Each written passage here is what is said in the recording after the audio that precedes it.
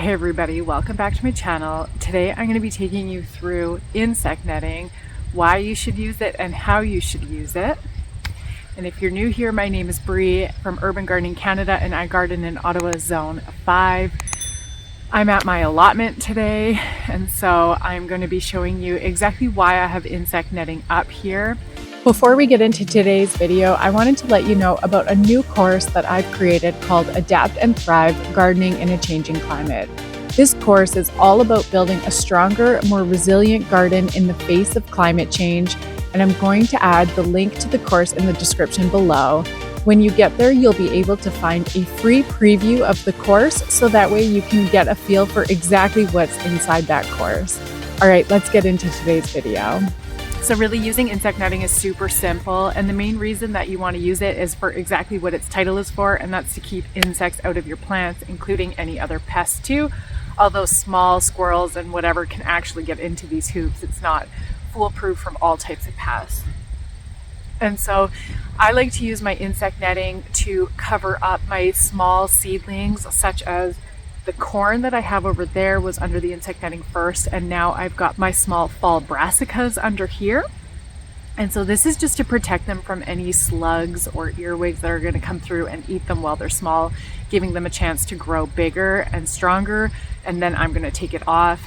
But the good thing about insect netting is you can actually keep it on all season long if you're growing plants in there that don't need pollination. So this includes your brassicas like broccoli, cauliflower, or even your lettuces. Anything that you harvest that doesn't require any pollination can easily stay under insect netting all summer long, and this can prevent any type of pest damage from coming, such as cabbage moths or slugs. And so you can see it's really easy to put up your insect netting.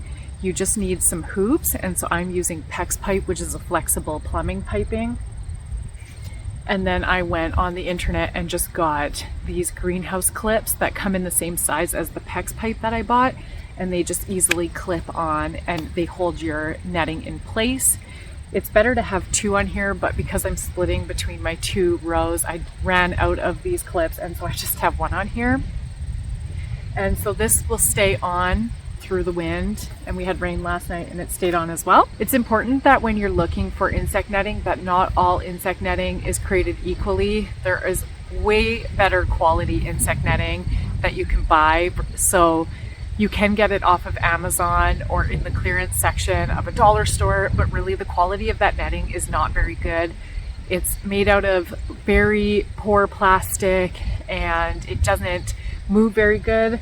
Versus this is insect netting that you would get from a company that sells to farmers. And so mine is from a company called William Dam, and it functions a lot more like fabric, and so it's a lot easier to work with and move around, and it has really good light penetration, so the plants can still get really good access to sunlight, and it's just way easier to work with. And so I recommend that if you are going to get insect netting, to get it from a place that sells to farmers as well, so the quality will just be better. So the insect netting comes in different sizes, so you'll be able to get it based off of the width and the length that you're looking for.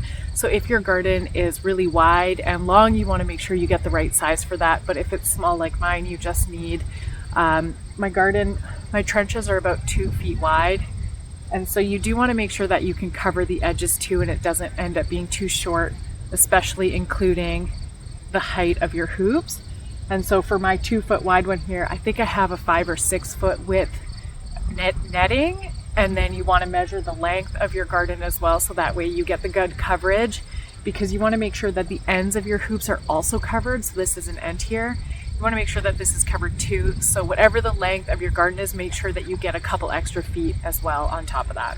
And then as your plants grow, you'll just want to have different sizes of hooping on here so you can upgrade these, because you never want your plant to be touching the insect netting. If the leaves of your plant are touching the netting, then cabbage moths can still lay their eggs on your vegetables, so it defeats the purpose. So you do want to make sure that your hoops are always a few inches taller than your plant. And that's everything for today's video. I hope you enjoyed it. If you did, make sure to give it a thumbs up and subscribe to the channel, and I'll see you in the next video. Bye.